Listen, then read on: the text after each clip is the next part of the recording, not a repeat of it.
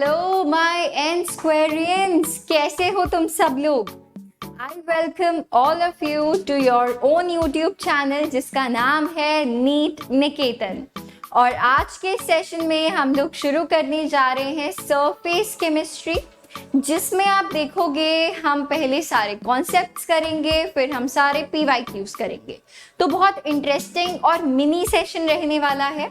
More over ये chapter आपके लिए इम्पॉर्टेंट है। एक क्वेश्चन आप डेफिनेटली यहाँ से एक्सपेक्ट कर सकते हो, तो इसको मिस नहीं करना है। क्यों? क्योंकि अभी के सेशन से मिनिमम आपके 4 मार्क्स जो हैं वो सिक्योर हो जाएंगे, बिकॉज यहाँ से कम एक क्वेश्चन तो डेफिनेटली आने वाला है। तो लेट्स गेट स्टार्टेड और शुरू करते हैं।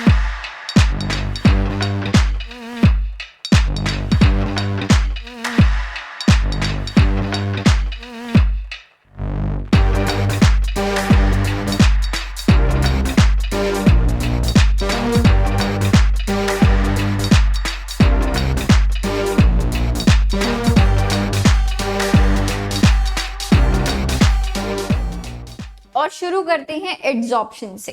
तो आपने सरफेस केमिस्ट्री पढ़ा तो होगा, सो यू मस्ट नो कि बेटा एड्सॉर्प्शन क्या होता है।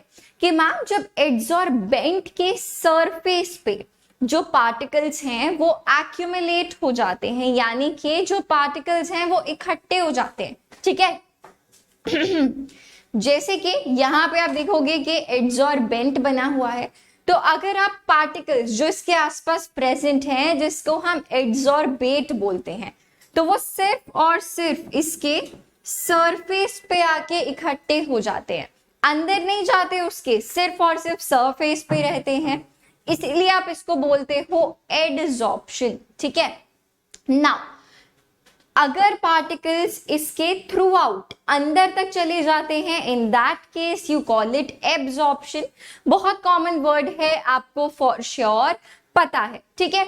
अब जल्दी से एक बार जो यहाँ पे लिखा है, एड्सॉर्प्शन, एड्सॉर्बेट, एड्सॉर्बेंट, ये सारी चीजें आप देख ली होंगी।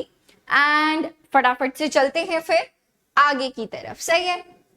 नाउ वी हैव कि यार जो एड्सॉर्प्शन है वो किस किस चीज पे डिपेंड करती है।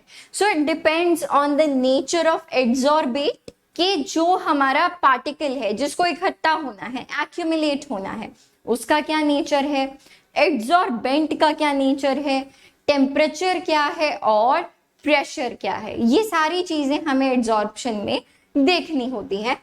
इन सभी फैक्टर्स से जो है एड्सॉर्प्शन वेरी कर सकता है। अब नेचर ऑफ एड्सॉर्बेंट और एड्सॉर्बेट के अलावा 2 चीजें हमने देखी, टेम्परेचर और प्रेशर, जिसपे कि एड्सॉर्प्शन डिपेंड करता है। यहाँ पे हमें सबसे पहली चीज जो डिस्कस करनी है, हम कह सकते हैं कि बेटा एड्सॉर्प्शन जो है जनरली टेम्परेचर के साथ अगर देखा जाए, अगर टेम्परेचर बढ़ता है, अगर टेम्परेचर बढ़ाते हैं तो एड्सॉर्प्शन डिक्रीज होता है। तो ये रिलेशनशिप हो गया किसके साथ, टेम्परेचर और एड्सॉर्प्शन के बीच जनरली ये रिलेशनशिप रहता है, ठीक है।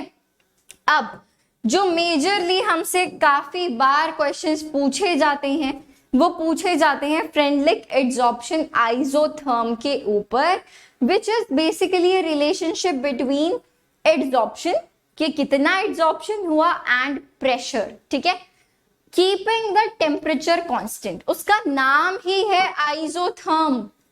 सो यू नो, आइसो का मतलब होता है सेम, थर्म का मतलब होता है टेम्परेचर, ठीक है। तो आइसोथर्म में क्या होगा, टेम्परेचर कांस्टेंट होगा। और ये रिलेशनशिप किसके बारे में है, extent of adsorption and pressure के बीच में। तो सबसे पहले तो अपने को ये बात पता होनी चाहिए। आप इसको ऐसे इमेजिन करके देख सकते हो, फॉर इंस्टेंस से ये हमारा एक बीकर है, ठीक है, इसमें इंसुलेटेड है ये, और यहाँ पे एक एड्सॉर्बेंट रखा है और कुछ ऐसे पार्टिकल्स रखे हैं, ठीक है, कुछ ऐसे पार्टिकल्स रखे हैं। अब जितना जो पार्टिकल्स हैं एड्सॉर्बेट के, वो कुछ एड्सॉर्बेंट के सरफेस पे जाके एक्यूमुलेट हो जाएंगे। बट अगर आप यहाँ पे प्रेशर लगाओ एक्सटर्नल, तो आप मानते हो कि जब उस पर प्रेशर लगेगा तो पार्टिकल्स को और कोई जगह नहीं मिलेगी, तो वो एड्सॉर्बेंट के सरफेस पे जाके बैठ जाएंगे। तो यानी कि बेसिकली एड्सॉर्प्शन हो जाएगी, और जैसे जैसे आप प्रेशर बढ़ाते जाओगे एड्सॉर्प्शन बढ़ता जाएगा। ठीक है, तो देखो यार ये वही ग्राफ है x/m और प्रेशर के बीच में। So you must know x/m क्या होता है। x is the amount of adsorbate, ठीक है, जो कि एड्सॉर्बेंट के सरफेस पे जाके एक्यूमुलेट हुआ है, and m is the mass of adsorbent, ठीक है, जिसपे कि एड्सॉर्बेट आके लगा है। क्लियर है, दिस इज x/m। तो यहाँ पे बच्चे आप ग्राफ ड्रॉ करते हो x/m वर्सेस प्रेशर का। तो जब आप इनिशियली इसको देखोगे तो देखो जैसे जैसे आप प्रेशर को बढ़ा रहे हो तो यहाँ पे एड्सॉर्प्शन जो है वो बढ़ती जा रही है। ठीक है जी, जैसे जैसे प्रेशर बढ़ा रहे हैं एड्सॉर्प्शन जो है बढ़ती जा रही है। अभी देखो इस पर्टिकुलर प्रेशर के बाद now no matter how much pressure you are applying, एक पॉइंट पे आके एड्सॉर्प्शन जो है वो रुक जाएगा, है ना। अब आपने जितना प्रेशर यहाँ पे लगाना था लगा लिया, अब एक पॉइंट तो ऐसा आएगा ना कि पार्टिकल्स बोलेंगे बस बॉस अब तो जितना हमें एक्यूमुलेट होना था, जितनी एड्सॉर्प्शन शो करनी थी कर दी। अब फर्क नहीं पड़ता कि कितना प्रेशर आप लगाते हो, पर एड्सॉर्प्शन जो है वो और इंक्रीज नहीं होगी। तो यार इसको ना हम एक रिलेशनशिप के थ्रू शो करते हैं। ठीक है, अभी देखो जो ये x/m है वो डायरेक्टली प्रोपोर्शनल टू प्रेशर होता है एट लो प्रेशर, है ना। जब लो प्रेशर था तो बिल्कुल डायरेक्टली प्रोपोर्शनल निकला कौन x/m, ठीक है, एक्सटेंट ऑफ एड्सॉर्प्शन।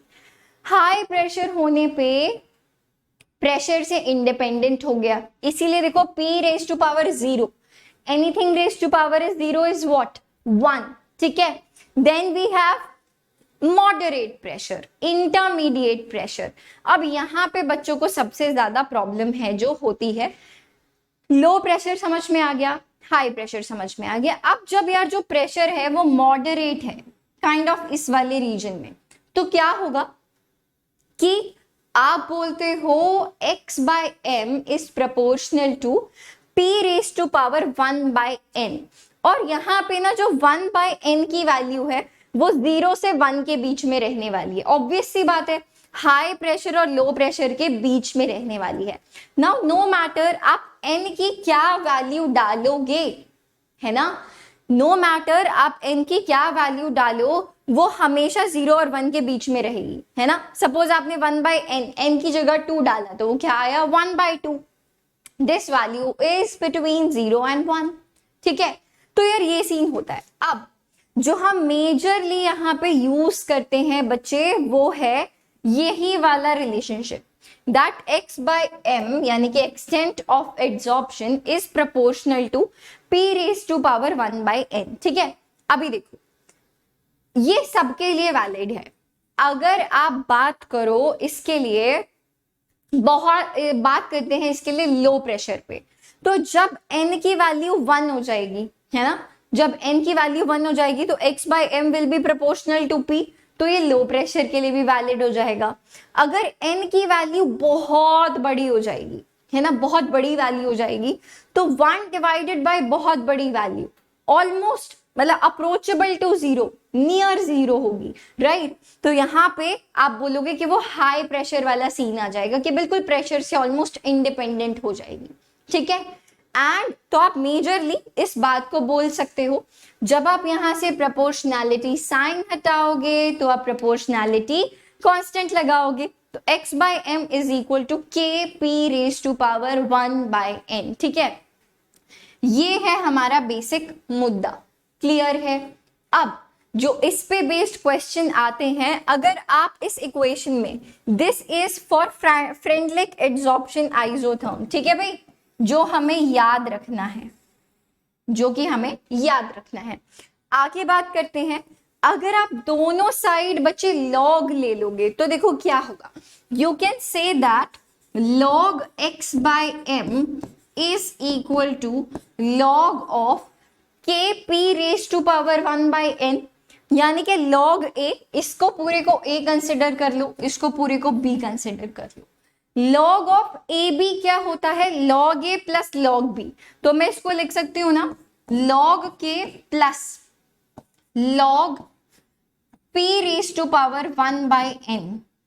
दूसरी प्रॉपर्टी लॉग की मैं यहां पे लगा सकती हूं, if I have log of a raise to power b, इसको मैं लिख सकती हूँ b log a, right. This is the another property, ये जो पावर है उसको आप बाहर ला सकते हो।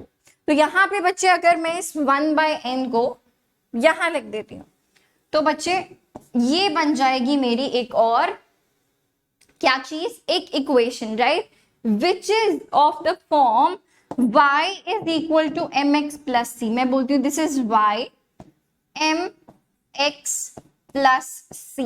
तो आपको पता होना चाहिए कि जब आप log x बाई m और log p के बीच में ग्राफ बनाते हो तो क्या होता है, log k जो है वो निकल के आता है y इंटरसेप्ट, स्लोप जो है वो निकल के आता है 1/n।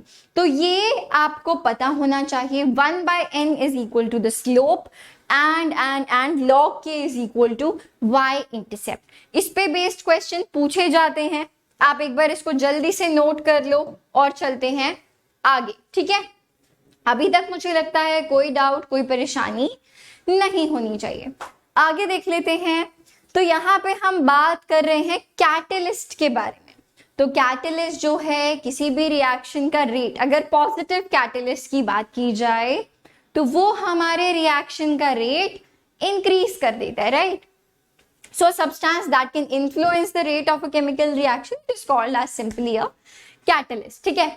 Now we have homogenous catalysis and heterogenous catalysis. Homogenous में क्या है कि बच्चे जब रिएक्टेंट और जो हमारा कैटलिस्ट है अगर वो सेम फेज में प्रेजेंट है, इन दैट केस आप बोलोगे इट इज होमोजेनस कैटालाइसिस, ठीक है। The catalyst is present in the same phase as that of reactants. Heterogeneous में क्या होगा, जो हमारे रिएक्टेंट्स हैं और जो हमारा कैटलिस्ट है वो डिफरेंट फेज में प्रेजेंट हो सकता है। हो सकता है कि जो हमारा कैटलिस्ट है वो सॉलिड फॉर्म में प्रेजेंट हो और जो हमारा रिएक्टेंट है वो गैसियस फॉर्म में प्रेजेंट हो, ठीक है। Now if we talk about enzymes, तो एंजाइम्स जो हमारे बॉडी में भी प्रेजेंट होते हैं, these are simply biological catalyst, ठीक है। एंड जो बेसिकली प्रोटीन से बने होते हैं, they are basically proteins which catalyse the reaction in the living system, जो कि हमारे लिए बहुत जरूरी होते हैं। नेक्स्ट आता है जो हमारे लिए इंपॉर्टेंट है, दैट इज कॉलोइड्स, ठीक है।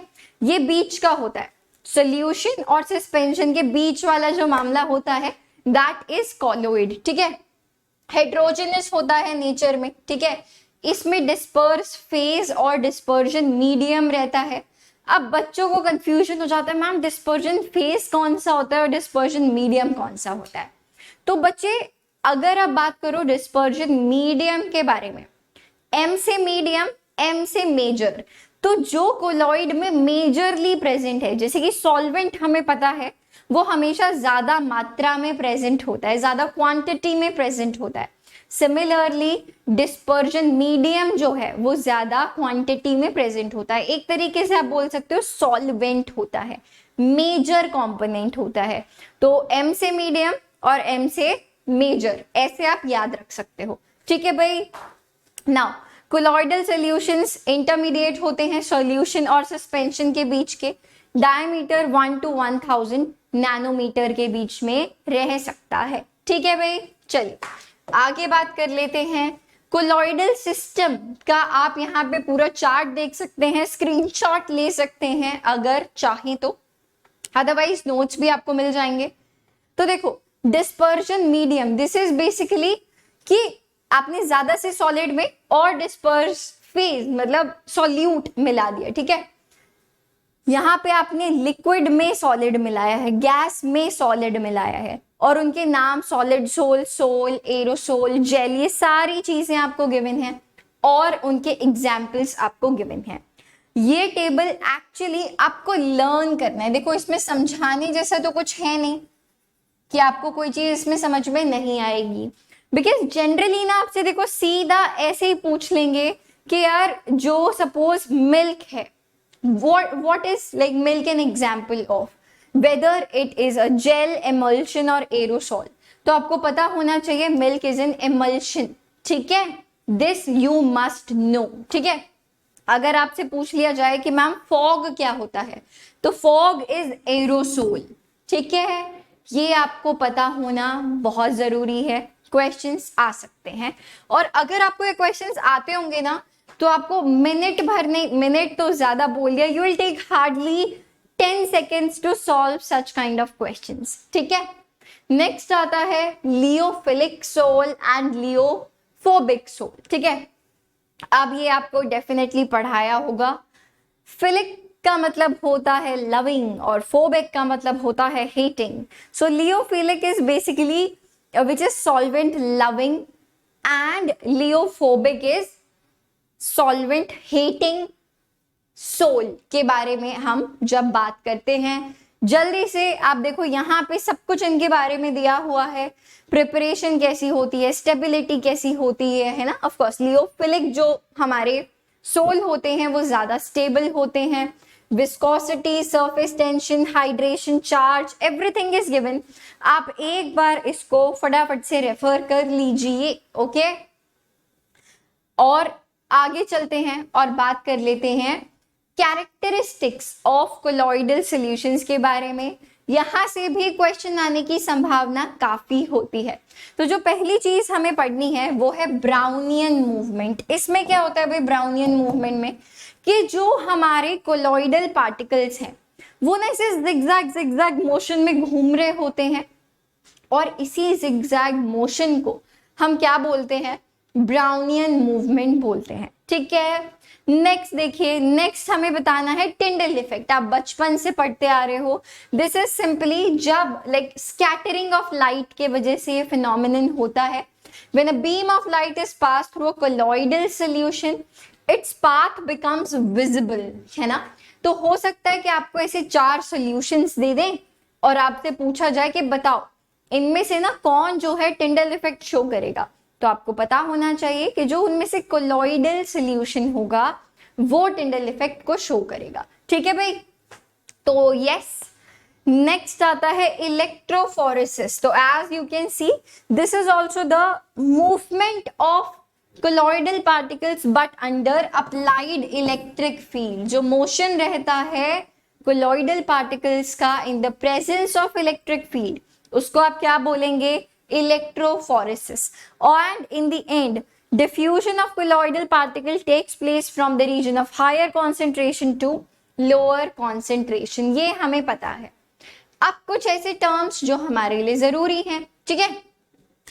और इसमें एक बड़ी इंपॉर्टेंट टर्म आती है कोगुलेशन। इसको हम फ्लोक्यूलेशन भी बोलते हैं और कोगुलेशन भी बोलते हैं। तो कंफ्यूज नहीं होना। तो कोगुलेशन में क्या होता है, it is basically accumulation of the colloidal particles at the bottom of the colloidal solution. Basically precipitate बन जाता है। जब कोलॉइड में प्रेसिपिटेट बनता है उसको हम कोगुलेशन बोल देते हैं, आप ऐसे समझ लो। और कोगुलेशन का जस्ट जो ऑपोजिट होता है उसको आप बोलते हो पेप्टाइजेशन, ठीक है। So yes, coagulation is the property of colloids that changes particle size from large number of small particles to a small number of large particles. Now, हाँ जी, अब हम क्या बोल सकते हैं, ये वाला पॉइंट देखो, ये आपके लिए इंपॉर्टेंट है, ठीक है। अब अगर आपके पास एक कोलॉइडल सॉल्यूशन है, ठीक है, तो आप उसमें क्या बोलोगे कि मैम जो नेगेटिवली चार्ज्ड आयंस है ना उनसे कोगुलेशन होगी पॉजिटिवली चार्ज्ड सोल्स की। अगर कोई ऐसा कोलॉइडल सोल है जो कि पॉजिटिवली चार्ज्ड है तो उसकी कोगुलेशन यानी कि वो कोलॉइडल पार्टिकल्स उस पॉजिटिव सोल के कब सेटल डाउन होंगे, जब आप उसमें नेगेटिवली चार्ज्ड आयंस डाल दोगे। तो बेसिकली अगर आप इलेक्ट्रोलाइट ऐड कर देते हो ना किसी कोलॉइडल सोल में, उससे आपका सोल डिस्ट्रॉय हो जाता है। ये हमें बात पता होनी चाहिए, ठीक है जी। Now and positively charged ions cause the coagulation of the negatively charged souls. ठीक है, अगर आपके पास पॉजिटिवली चार्ज आयंस हैं तो उसके वजह से जो आपका नेगेटिव सोल है वो कोगुलेट हो सकता है. नेक्स्ट, अब जो ये कैपेसिटी ऑफ कोगुलेशन है ये डिपेंड करती है दोनों चीजों पे, मैग्नीट्यूड ऑफ आयन पे भी और नंबर ऑफ आयंस पे भी. ठीक है भाई, the more valency the greater the coagulation capacity. जितना ज्यादा चार्ज होगा उतनी ज्यादा कोगुलेशन होगी. अभी हम हार्डी-स्कल्स रूल में भी देखेंगे, हार्डी-शुल्ज रूल भी बोलते हैं. ठीक है भाई, तो चलिए. So when electrolytes are added to colloidal solutions, the oppositely charged ions of the electrolyte neutralize the soul. Basically वो destroy हो जाता है. जो अभी बात हमने डिस्कस करी वही यहाँ पे बताई जा रही है. नेक्स्ट आप देख सकते हो हार्डी-शुल्ज रूल, जो अभी हमने पीछे पढ़ा ना, वैसे तो ये एग्जैक्टली वही है. आप एक बार इसको रीड कीजिए जरा. Yes, so here we are. The efficient ions of the electrolyte in bringing the coagulation are those which hold charge reverse to that of the colloidal particles. वही है यार कि अगर पॉजिटिवली चार्ज्ड सोल है तो उसकी कोगुलेशन नेगेटिवली चार्ज्ड आयन के द्वारा होगी. अगर नेगेटिवली चार्ज्ड सोल है तो उसकी कोगुलेशन पॉजिटिव आयन से होगी. Is that all right? अभी देखो, जैसे कि अगर आप बात करो किसी नेगेटिव सोल के बारे में, तो यहाँ पे अगर आप फ्लॉक्यूलेटिंग पावर की बात करोगे तो वो किसकी ज्यादा होगी? जिसका चार्ज ज्यादा है. Al3 पॉजिटिव की ज्यादा होगी, फिर 2 पॉजिटिव, फिर 1 पॉजिटिव. ठीक है. और अगर आप बात करो किसी पॉजिटिवली चार्ज सोल की, तो उसकी कोगुलेशन इनमें से किस आयन से सबसे जल्दी होगी? FeCN6 4 नेगेटिव वाले से, जिसका चार्ज सबसे ज्यादा है. PO4 3 negative, then 2 negative, then -1. ठीक है, एक बार आप फटाफट से इसको देख लीजिए बच्चे, ये बहुत इंपॉर्टेंट है. इस पे बेस्ड क्वेश्चंस काफी बार पूछे जा चुके हैं. ठीक है. नाउ कोगुलेशन वैल्यू और कोगुलेशन पावर दो अलग अलग चीजें होती हैं. एंड कोगुलेशन वैल्यू और कोगुलेशन पावर एक दूसरे से इनवर्सली प्रोपोर्शनल होती है. तो ये बात भी हमको पता होनी जरूरी है. कहां पे लिख दें इसको? Coagulation power is inversely proportional to coagulation value. ठीक है भाई, क्लियर है? कोगुलेशन पावर और कोगुलेशन वैल्यू एक दूसरे से इनवर्सली प्रोपोर्शनल होते हैं. अभी फटाक से क्वेश्चन शुरू करते हैं. कॉन्सेप्ट जो हमारे लिए इंपॉर्टेंट थे वो हमने सारे डिस्कस कर लिए हैं. Now let's jump on to the questions. The correct option representing a Freundlich absorption isotherm is. हमने बात करी थी फ्रेंडलिक एब्जॉर्प्शन आइसोथर्म के बारे में. x/m Kp raised to power 0.3, Kp raised to power 2.5, -0.5 and -1. Okay, तो हमने डिस्कस किया था कि बच्चे जो 1/n की वैल्यू है, हमने देखा था it is x/m is equal to Kp raised to power 1/n. और इस 1/n की वैल्यू हमेशा 0 से 1 के बीच में रहेगी.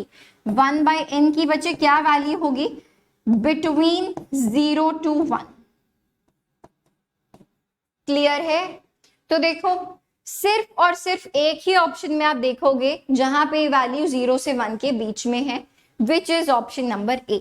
ना तो ये वैल्यू 1 को एक्सीड कर सकती है और ना ही 0 से छोटी हो सकती है. So you can see here that option number A is the right answer. Proper explanations आपको मिल जाएंगे, नोट्स भी आपको डिस्क्रिप्शन में मिल जाएंगे और टेलीग्राम ग्रुप पे भी मिल जाएंगे. आगे देख लेते हैं. Which of the following characters is associated with adsorption? Delta G, delta H and delta S, यानी कि Gibbs free energy, enthalpy and entropy. तो let me tell you one thing, adsorption के लिए तीनों ही चीजें नेगेटिव होती हैं. Delta G, delta H, delta S, तीनों ही चीजें क्या होती हैं एड्सॉर्प्शन के लिए? नेगेटिव होती हैं। तो देख लो कहां पे नेगेटिव है। Delta G is negative, all are negative. Option number D is the right choice. ठीक है, option number D here is the right choice. Clear है?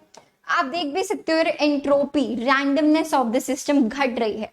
पहले पार्टिकल्स इधर उधर घूम सकते थे, लेकिन अब पार्टिकल्स एक्यूमुलेट हो गए, एक जगह इकट्ठा हो गए हैं। ठीक है, तो ऑफ कोर्स एंट्रोपी जो है वो कम होगी। ये आपको प्रॉपर यहाँ रीजन भी गिवन है, delta G is equal to delta H minus T delta S वाले लॉजिक से।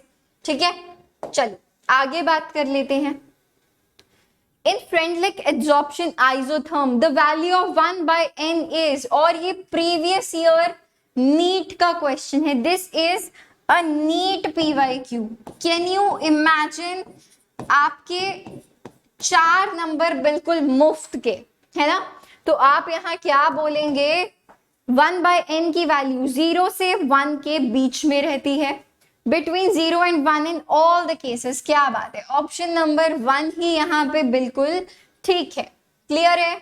चलिए आगे बात कर लेते हैं नेक्स्ट क्वेश्चन के बारे में। Here is the next question.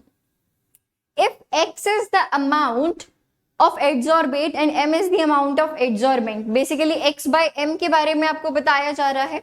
Which of the following relations is not related to adsorption? हमसे पूछा है कि इनमें से कौन सा रिलेशनशिप वैलिड नहीं है एड्सॉर्प्शन के लिए।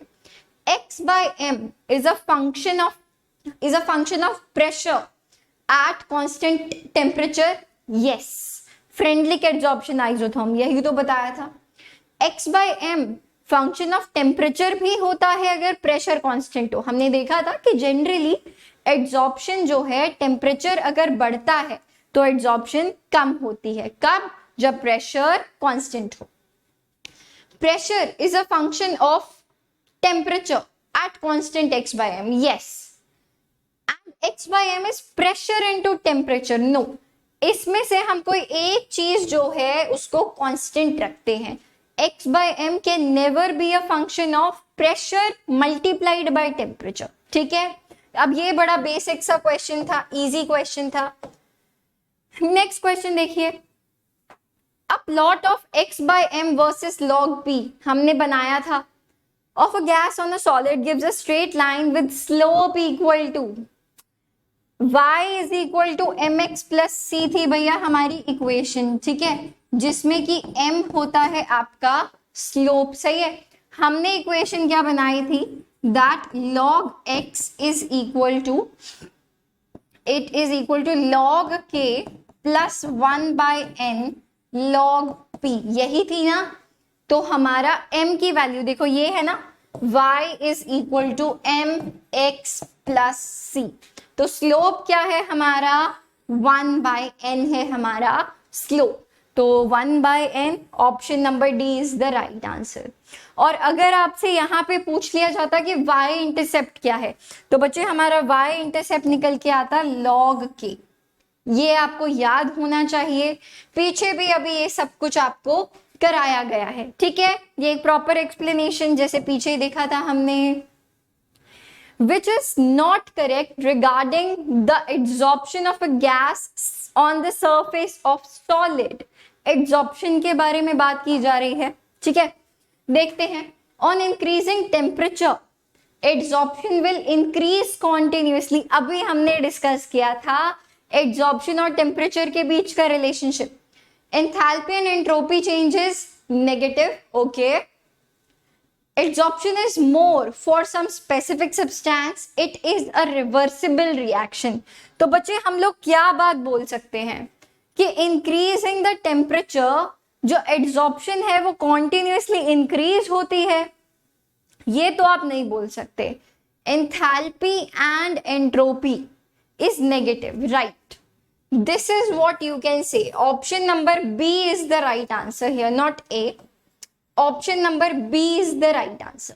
ठीक है जी, इज इट ओके? और यहाँ पे आप देख भी सकते हो adsorption decreases with increase in temperature. ठीक है, तो ऑप्शन नंबर ए तो नहीं हो सकता। On increasing temperature adsorption increases continuously, ये नहीं हो सकता, ये यहाँ पे गलत लिखा है, option number B is the right answer. ठीक है, चलिए करेक्शन कर लेना बच्चे, आगे बढ़ते हैं नेक्स्ट क्वेश्चन की तरफ।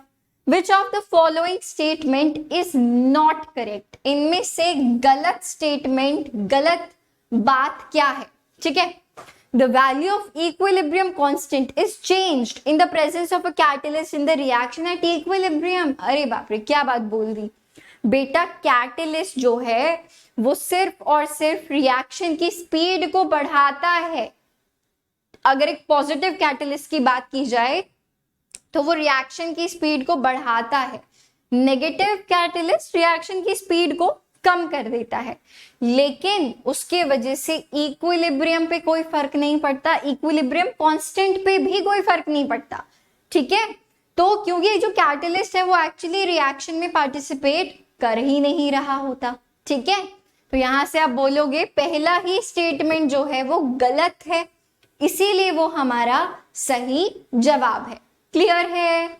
बाकी आप जल्दी से भाई चीजें देख लो, सब कुछ सही लिखा है। कैटलिस्ट किसी रिएक्शन को इनिशिएट नहीं करता, शुरू नहीं करता, लेकिन तेज कर देता है।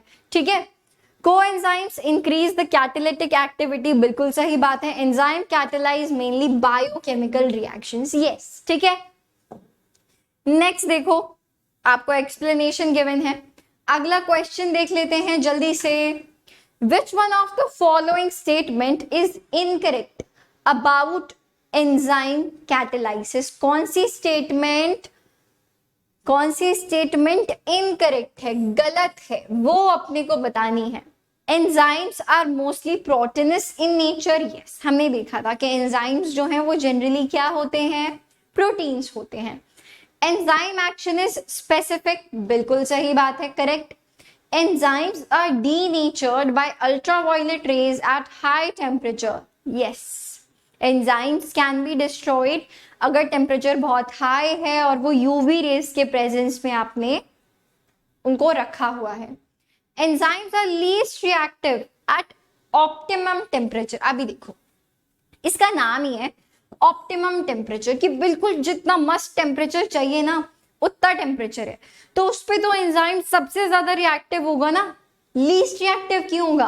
तो इसीलिए ये स्टेटमेंट इनकरेक्ट है। ऑप्शन नंबर डी वाली स्टेटमेंट जो है वो इनकरेक्ट है, इसीलिए हमारा सही जवाब है, क्योंकि एंजाइम्स सबसे ज्यादा रिएक्टिव होंगे अपने ऑप्टिमम टेम्परेचर पर। ठीक है, आगे बढ़ते हैं। The enzyme which hydrolyses triglycerides to fatty acids and glycerol is called।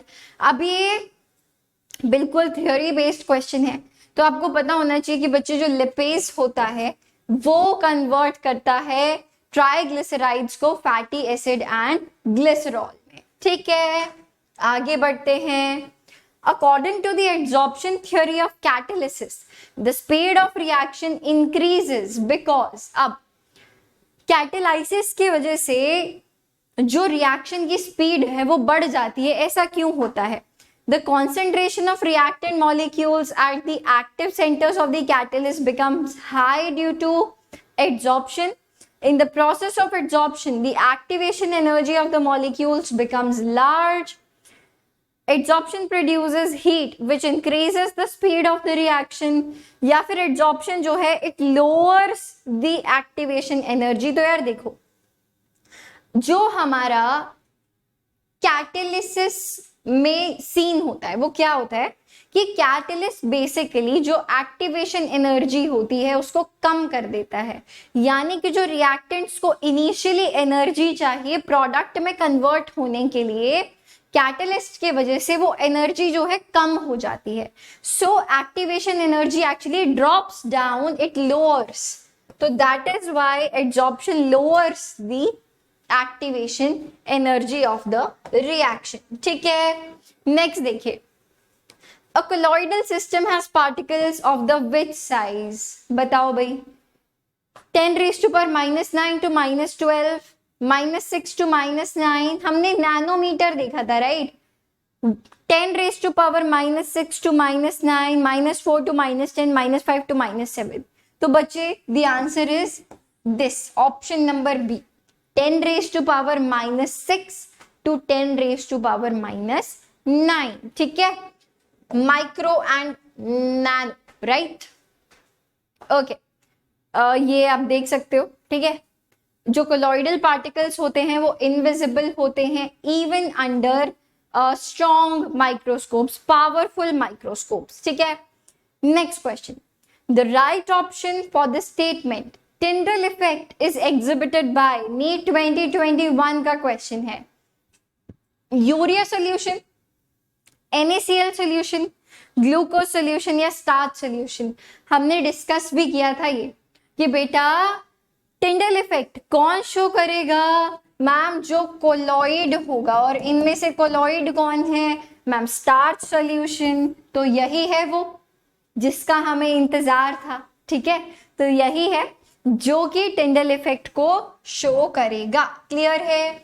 Next question देखिए, measuring zeta potential is useful for determining which property of the colloidal solution। तो बच्चे आप zeta potential से मेजर कर सकते हो stability of the colloidal particles। तो यहाँ पे ऑप्शन नंबर सी जो है वो हमारा सही जवाब है। ठीक है, इज इट क्लियर?